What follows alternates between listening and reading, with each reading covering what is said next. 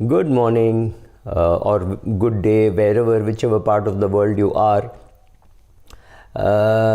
आज मैं चाहता हूँ कि मैं आपसे हिंदी में बोलूँ क्योंकि ये जो विषय है ये शायद हिंदी ऑडियंस के लिए भी उतना ही ज़रूरी है जितना कि इंग्लिश स्पीकिंग ऑडियंस के लिए है। हम लोग YouTube के वीडियोस बनाते क्यों हैं? मैं तो इसीलिए बनाता हूँ कि मैं जो जानकारी मैंने प्राप्त की है निवेश करते हुए, मैं अभी 40 साल से निवेश कर रहा हूँ, कि भाई आप भी समझो कि निवेश करना कैसा है, कितना आसान है, कितना मुश्किल है, इसके क्या क्या तरीके हैं। और ज़्यादातर लोग वीडियो इसलिए बनाते हैं कि उसमें से एड्स मिलें, एडवर्टाइजमेंट हो और वो एडवर्टाइजमेंट आप तक पहुँचे ताकि YouTube उसमें से पैसे कमाएं और हमें भी कुछ पैसे दें। तो ये होता है कि वीडियो इसलिए बनाया जाता है कि उसमें से YouTube के कुछ रेवेन्यू आएँ। दूसरी बात वीडियो बनाने का ये होता है कि लोग चाहते हैं कि आप आएँ और मैं मुझसे अच्छी दोस्ती कर लें और मैं कहूँ कि ये ख़राब है, वो ख़राब है, और आपको बचाने के लिए मैंने एक नया कोर्स बनाया है। वो कोर्स का कीमत है सिर्फ 3,999 या 4,999, या तो 4,999 का कोर्स मैं आपको 999 में दे रहा हूँ, सिर्फ आज के लिए, सिर्फ परसों के लिए, सिर्फ एक हफ्ते के लिए। आज मेरा जन्मदिन है तो इसीलिए मैं फ्री दे रहा हूँ। ये सब तरीके हैं माल बेचने का। तीसरी बात यह है कि अगर मैं बार बार वीडियो में दिखूं, टेलीविज़न में, कोई सोशल मीडिया में दिखूं, तो लोग मेरे पास आएंगे और बोलेंगे आपका PMS चलता है तो आप मेरा PMS का पैसा संभालेंगे। तो आप देखिए, कोई बड़े जो दिग्गज होते हैं, जो भी आते हैं, वो भी PMS चलाते हैं, और टेलीविज़न में आने का या अपना खुद का वीडियो बनाने का, सोशल मीडिया में रहने का, वो एक बड़ा फ़ायदा है कि लोग कहते हैं हाँ ये बंदा जानकार है, इसके पास जाके हम अपना पैसा दें। तो 50 लाख, 1 करोड़ जो भी मिल जाए, साल का अगर आपके पास 10 करोड़ भी ऐसे आ जाता है तो उसका 1% फीस 10 लाख रुपया कोई बुरी बात नहीं है। करेक्ट? तो ये सब कारण है कि लोग वीडियो बनाते हैं, और जो एडवर्टीज़मेंट आती है वो ये जो इन्वेस्टमेंट वाले वीडियोस हैं उसके लिए ज़्यादा आती है। तो ऑब्वियसली आपको ज़्यादा अच्छा रेट मिलता है, और अगर US से कोई क्लिक करता है तो डॉलर में मिलता है, सऊदी अरेबिया से क्लिक करता है तो डॉलर में मिलता है, भारत में जो क्लिक करते हैं उस पर भी आपको डॉलर में ही मिलता है। तो ये फ़ायदा है, तो पैसा बनता है। और कुछ लोग ऐसे हैं जिनको वहाँ से कुछ पैसा बनने का कोई शौक़ नहीं है, जिनका वैसे भी घर अच्छा चल रहा है, मतलब बाकी के इनकम है, तो ऐसे ही शौकिया तौर पे आते हैं। लेकिन वो भी गलती कर सकते हैं। जैसे मैं आके आपको कह सकता हूँ, मेरे इतने साल के तजुर्बे में मैं आपको कह सकता हूँ कि ज़ोमैटो का वैल्यूएशन बहुत ज़्यादा है, Zomato does not deserve a value. ये सही नहीं होगा, क्योंकि ज़ोमैटो का वैल्यूएशन करने का तरीका बहुत चेंज हुआ है, राइट? सो ऐसे बहुत से बिजनेसेस हैं, और ऐसे बहुत से बिजनेसेस थे जिनमें बहुत सा नुकसान होता था। आजकल लोगों को लगता है HDFC म्यूचुअल फ़ंड देखो, निपॉन म्यूचुअल फ़ंड देखो, बहुत प्रॉफिटेबल है।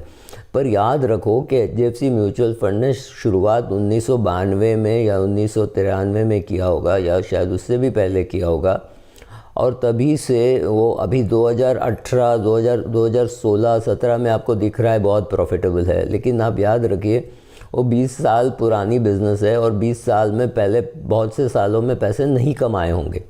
हाँ, विजिबिलिटी थी कि हम इतना पैसा आएगा तो मैं इतना पैसे कमाऊंगा। लेकिन आप कोई भी बिज़नेस ले लीजिए, इंश्योरेंस का बिज़नेस ले लीजिए, या म्यूचुअल फ़ंड का भी बिज़नेस ले लीजिए, जिन्होंने 1992-93 में जब शुरुआत हुई थी प्राइवेट सेक्टर म्यूचुअल फ़ंड्स की, बहुत से साल उन्होंने नुकसान ही किया है। नुकसान होता है क्योंकि पहले तो बहुत बड़ा पे आउट भी होता था कि धंधा लाने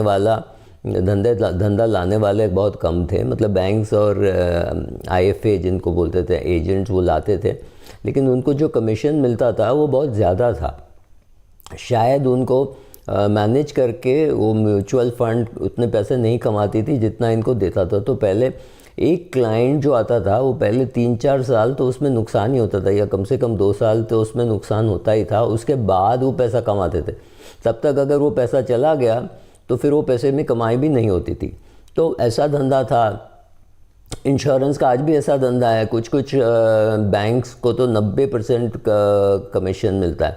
आप सोचिए, आपने 100 रुपया निवेश किया, उसमें से 90 रुपया बैंक लेके गई। आपने निवेश इंश्योरेंस कंपनी में किया, आपने अपने चेक इंश्योरेंस के नाम पे दिया, लेकिन वो जो कमाई है वो बैंक को ही है। 90% का, कैन यू बिलीव, 90%।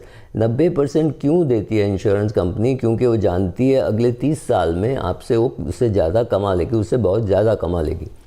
लेकिन अगर आपने बैलेंस शीट बनाई, P&L बनाई अपने इंश्योरेंस कंपनी की या म्यूचुअल फ़ंड की, और सारा खर्चा आपने उसी में डाल दिया, तो वही होता, बहुत से लाल कलर दिखता, आपको बहुत लॉस होता, जैसे अभी ज़ोमैटो के बैलेंस शीट में दिख रहा है, जैसे ज़ोमैटो के P&L में दिख रहा है, वही होता। क्योंकि हर एक ग्राहक जो आता है वो काफ़ी महंगा होता है ग्राहक लाना। अभी ये जो बैंक्स हैं, बैंक आपको कर्ज देते हैं, वो एक एप्लीकेशन जो वो DSA के थ्रू लाते थे। मतलब कोई आएगा आपके घर, आएगा, आपको समझाएगा क्यों आपको ये पैसा लोन लेना चाहिए वगैरह। तो उनको एक क्लाइंट एक्विजिशन जिसको कहते हैं, एक ग्राहक लाने का खर्चा उनको 2000 रुपया होता था। लेकिन अभी वो जब ये सब डिजिटल मीडियम के थ्रू उनको मिलता है, तो वो 2000 का घट के हो गया सिर्फ 50 रुपया। आपको दिख रहा है जो अंतर है।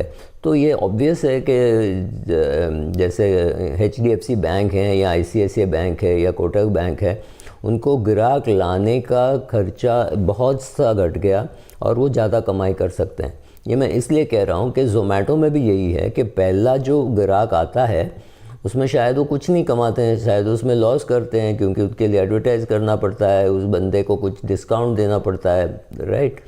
तो ये सब देने के वजह से नुकसान होता है। लेकिन आप जब पहली ऑर्डर दोगे, फिर दूसरी ऑर्डर दोगे, फिर तीसरी ऑर्डर दोगे, फिर आप देखोगे बहुत कंफर्टेबल है। आपके घर में 10 लोग आ रहे हैं, आपको चाय नहीं बनानी है, तो आप चाय भी मंगाने लगोगे, आपको थोड़ी थोड़ी करके इसकी आदत हो जाती है। फिर एक और फ़ायदा ये है कि आप ज़ोमैटो में ऑर्डर करके 2-3 चीज़ें मंगा सकते हो जो शायद एक होटल में नहीं मिलेगा। किसी को वड़ा खाना है, किसी को पराठा खाना है, तो आप अलग अलग जगह से मंगा सकते हो। ये सब फ़ायदे हैं। तो ये आपको ये सब फ़ायदा दिखने लगेगा, तो आपका टिकट साइज़ बढ़ेगा, आपका फ्रीक्वेंसीज़ बढ़ेगा, कि आगे चल के पैसे कमाएगा।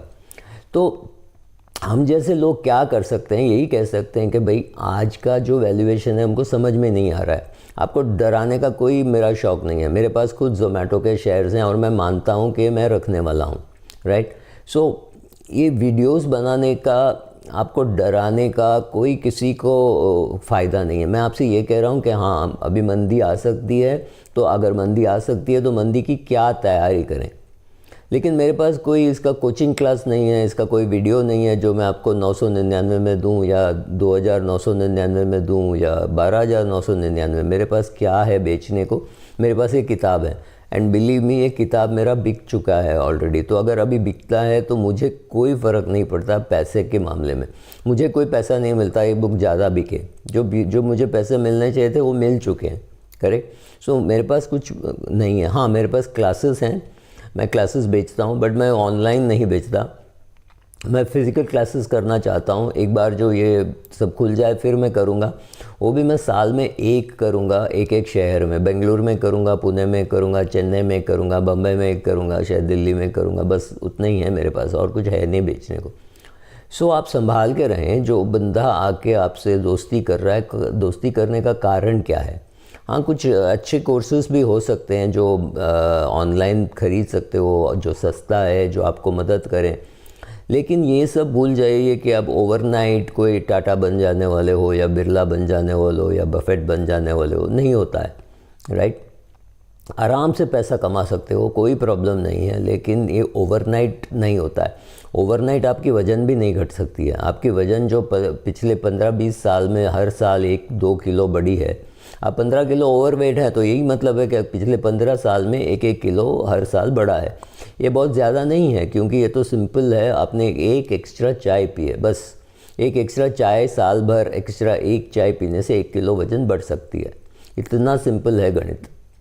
तो ये भी हो सकता है। तो ये आप चाहते हो कि नहीं, मुझे अभी एक ऐसा कोई लाल गोली दो जिससे मेरा वज़न अभी का भी घट जाए, ये नहीं होता है।